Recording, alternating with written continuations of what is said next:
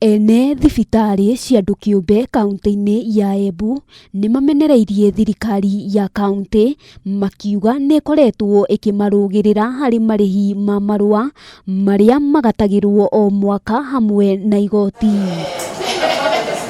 Arigitania ya mehitite kwaga kugata irua ona rimwe rigie utungata wa muingi makiuga gatiba ya bururi nimagiteire na uguo megutemira igoti-ini guthitanga thirikari ya kaunti.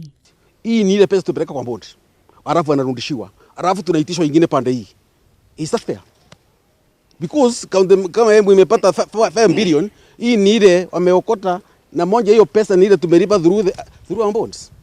Alafu sisi hospitali kidogo inaitishwa ile pesa ati uko na vitanda 10.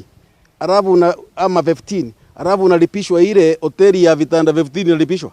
Maugite makoretwo makihahithio ni kanju o nginyagia ngari cia tunyaga iria iri na maritwa ma thibitari kunyitwo ona thengia wa gukorwo ni marihaga igoti. Hakuna biashara ngumu kushinda hii ya hospitali, kwa sababu tunaitishwa business permit, na business permit iko kwa fee and charges.